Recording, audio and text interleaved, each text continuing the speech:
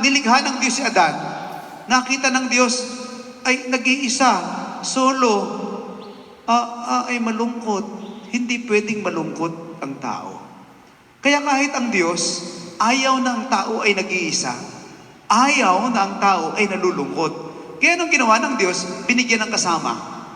At kaya ngayon sa mga mag-asawa, di ba? Dalawa kayo na humaharap sa iba't ibang hamon ng buhay. Minsan, yung babae, tagapagpalakas ng loob ng lalaki. Yung lalaki ko minsan, ganun din, tagapagpayo minsan ng babae. Kaya kayo magkatuwang. Dalawa kayo na humaharap sa hamon ng buhay bilang mag-asawa, bilang nagpapamilya. Mayroong tagapagpalakas ng loob. Yun po yun kung bakit kayo dalawa at magkatuwang sa tahanan.